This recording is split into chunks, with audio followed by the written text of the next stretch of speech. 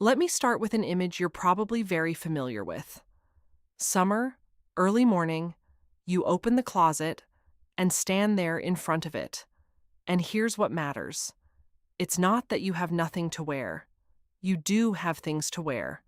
The clothes are hanging there, they're clean, intact, perfectly fine. But you look at them and realize they all feel the same: gray, plain, boring. You pick up one piece, hold it up, put it back. You pick up a second, same thing. And none of them come together into that look that makes you want to straighten up, smile at yourself in the mirror, and walk out the door calmly. Sound familiar? Honestly, it sounds familiar to me. And I know I'm not the only one. Let's clear up right away why this feeling is strongest in summer. In winter, so much saves us: thick fabric, texture, a scarf, a jacket, a coat, layers on layers. All of that creates a look all by itself. Even if you're wearing a plain turtleneck underneath, a beautiful coat sits on top, and the whole picture is already complete. And in summer? In summer, everything is bare and honest. One light piece on top, one on the bottom, and that's it. There's nowhere to hide. Any carelessness, any wrinkled fold, any unfortunate shade shows up at once, because there's nothing around it to cover it up. Summer strips us down not just in the sense of heat. It strips the look down to its essence. And that's where many people get lost. And now, about the mistake I see all the time, especially in women over 55. You know the logic. I'm not a girl anymore. I don't need to attract attention. I'll wear something dark, simpler, looser, so nothing gets emphasized. And so a person grabs something baggy, dark, long, and in the height of summer walks around as if wrapped up. The logic seems understandable. Hide, don't stand out, stay invisible. But look at what actually happens. The look doesn't come out restrained or elegant at all. It comes out dull, tired, heavy. Dark, baggy clothes in summer don't make us more modest. They make us look older and sadder than we are. And the worst part is this: the woman inside is lively, light, with a wonderful sense of humor. But her clothes say something completely different about her. The clothes lie. And that's deeply unfair. And now I want to turn this whole idea on its head, because summer is actually the most generous and the kindest season to us. I'm serious. It's in summer that looking fresh and expensive is easiest. Not harder, easier. In winter, to put together a good outfit, you need layers, thoughtful combinations, and warm pieces that aren't cheap. But summer doesn't demand complicated construction or big spending. It only needs one right light piece and a little attention to detail. Summer forgives simplicity. It even likes it. And that gives us a huge advantage, one it would be a sin not to use. So here's my promise for today, and why we're all here. I'm going to show you 7 summer looks that read as expensive, truly expensive, refined, calm. But they'll be built from the most ordinary, affordable clothes, not from designer labels, not from expensive boutiques, from what you already have or can easily have in any wardrobe. Because, and this is the main idea of everything we're talking about, a garment's expensive look has nothing to do with its price tag. Nothing at all. You can put on an expensive piece and look cheap, and you can wear a simple one and look like $1 million. The difference isn't money. The difference is understanding. And that's the understanding I'm going to share with you today, the way I'd share it with a close friend over a cup of tea. And right away, a small request and a little bit of intrigue. At the very end, after all 7 looks, I'll tell you one trick. It's completely free. It doesn't cost a single cent and doesn't take a minute of getting ready, but it strengthens any outfit more than the most expensive purchase, more than a new bag, more than shoes, more than jewelry. I'm not kidding.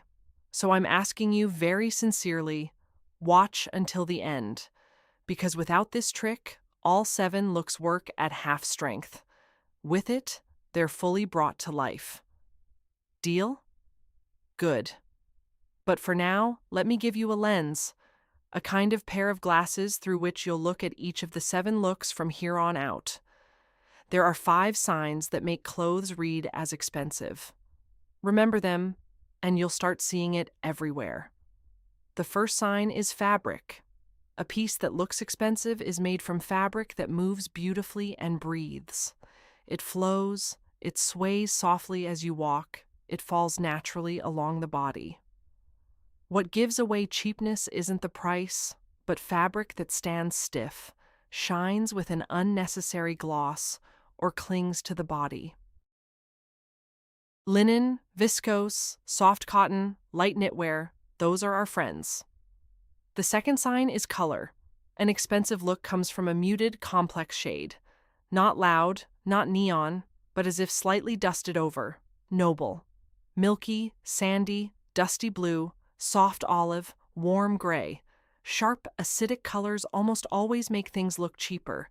They pull all the attention to themselves and take it away from you. The third sign is a silhouette with a hint of the waist. Not tight, not clingy, heaven forbid. Just a light suggestion. A belt, a dart, a line that hints where your waist is. A shapeless sack always looks cheaper than a piece that has at least some structure. The fourth sign is a unified palette for shoes, bag, and accessories. When the shoes, bag, and small details feel as if they belong to the same family, in tone and mood, the outfit comes together and sounds expensive. But when everything clashes, the eye stumbles, and the impression falls apart. And the fifth sign is one expressive detail instead of 10 random ones. One beautiful scarf, or one pair of earrings, or one accent, but just one. When there are too many details, they compete and make noise. When there's only one, it speaks clearly and confidently. Keep these 5 signs in mind: fabric, color, silhouette, unified palette, and one detail. We'll move through all 7 looks using them. Look 1 is the easiest base, the one I'd suggest starting with. A top in a calm nautical stripe, white linen culottes that hit mid-calf, and flat sandals. Why does this work? Stripes are a remarkable thing. They add character, a certain liveliness, a light seaside, vacation feeling, but they don't shout or hit you in the eyes the way a bright color does. It's a pattern that looks calm without being boring. Choose linen culottes specifically. Linen holds its shape beautifully, wrinkles softly, and breathes, and the slight wrinkling of linen reads not as carelessness, but as expensive ease. Mid-calf length matters. It reveals the thinnest part of the leg and keeps the silhouette neat. The sandals are flat, in a calm nude or white tone. And one detail, a simple straw bag. It picks up the summer mood and finishes the look. Look 2 is for those who want to softly cover the arms and stomach and still look slimmer. A long linen shirt caftan worn loose over slim trousers. Here's the trick. The shirt doesn't cling. It flows freely, hides everything we don't want on display, but thanks to its length and the slim trousers underneath, it creates a vertical line, and a vertical line always lengthens the figure. The fabric should be light linen or soft cotton in a calm shade, milky, sandy, dusty blue. The trousers are matched or a shade darker. Sleeves to the elbow or slightly below. They cover the arm delicately without making the look closed off. One detail, a thin chain or one simple pair of earrings near the face so the eye lifts upward. Look 3 is my favorite trick when you want to look polished. A top with thin straps in viscose or silk, a light elongated blazer worn open over it, and wide palazzo trousers. That's 3 layers, and it's the layers that make the look feel expensive and complete. The top flows, The blazer adds that long vertical line, and the palazzo trousers add gentle movement with every step. Keep everything in one calm palette. Imagine a milky top, a beige blazer, and trousers in a slightly deeper tone. The blazer should be light, unlined, so you won't get hot. Its length should fall below the hips. That elongates the body. One detail, a beautiful slim belt or a bag with a long strap, and the whole look reads like something from a magazine cover. Look 4 is that magical monochrome. A solid color A-line midi dress in one calm shade. I love this trick for how honest it is. It works on almost everyone. One color from the shoulders to the hem is one continuous vertical line, which lengthens the figure and makes it feel whole, without visual breaks. The A-line shape gently widens toward the bottom, hiding the stomach and hips, but it doesn't turn into a sack because the top sits neatly at the shoulders. Midi length is the most graceful, below the knee, showing the calf. Choose a complex shade: olive, dusty pink, warm gray, muted blue. And here's what matters. Monochrome is exactly what hides the origin of the piece. You can't tell from a solid colored dress whether it's expensive or not. It just looks expensive. One detail, a scarf around the neck or in matching tones, or one pair of expressive earrings. And here, halfway through, let me pause for a moment. If even one of these looks is speaking to you right now, save this video. Right now. Because putting together such an outfit in the morning on impulse is easy, but remembering the details a week later is harder. Saved it? Then let's go on. There are 3 more looks ahead, and that free trick in the finale. Look 5 is light, feminine, and not at all hot. Cropped trousers that end at the ankle and a blouse with a bateau neckline. 2 open areas are doing the work here, and both flatter us a lot. The exposed ankle visually lightens the whole lower half, makes the leg look slimmer and neater. And the bateau neckline opens the line of the collarbones and shoulders. And that, believe me, is one of the most beautiful areas on a woman at any age. It hardly changes over time. Choose straight or slightly tapered trousers in a light, calm tone. The blouse should flow in viscose or soft cotton. Its length should just cover the waistband of the trousers. Shoes: light sandals or flat shoes in matching tones. One detail: a thin bracelet or a watch on the wrist, nothing extra. Look 6 is maximum verticality and softness. A long maxi skirt in a light flowing fabric and a fitted thin knit top. Imagine how such a skirt moves as you walk. Soft, wave-like, graceful. That movement itself looks expensive. You can't fake it with stiff, cheap fabric. A maxi skirt gives the longest line possible, and the whole figure is stretched out. And a thin knit top that gently defines the waist keeps the look from turning into a shapeless tent. It keeps the upper part neat. Keep the palette unified. For example, a dusty blue skirt and a milky top, or one just a shade lighter than the other. Tuck the top in, or let it sit right at the waistline. One detail: a straw bag or a thin belt that lightly emphasizes the waist. Look 7 is the most polished, closer to a going out or even evening option. A linen jumpsuit with a belt defining the waist. I love this piece because it looks as if you spent a lot of time and effort on the outfit, when in fact you put on just one item. One. And yet it looks thoughtful and complete. Linen works perfectly here. Noble texture, a calm shade, light flowing fabric. The belt is the heart of the look. It creates that waist and shape that a jumpsuit would otherwise lack if it looked baggy. Choose a calm shade: sandy, olive, warm gray, milky. The length should hit the ankle to show it off. For evening, add sandals with a small, sturdy heel. One detail: larger earrings or a beautiful scarf, and you're ready for dinner or a celebration. and that's all 7 looks. Notice that in each one, we followed our 5 signs: light fabric, a calm, complex color, a hint of the waist, a unified palette, and one single expressive detail. Nothing complicated, nothing expensive, and yet each look reads as refined and fresh. But I did promise you something else. That same free trick that strengthens any of these outfits more than the most expensive purchase. And now is the time to talk about it. Well then, I promised. So I'm telling you. That free trick I asked you to stay until the end for. Here it is. It's posture. The way you wear the clothes. Not the clothes themselves, you in them. Don't get disappointed that it's just posture. I'm going to explain, and you'll see it in a completely different light.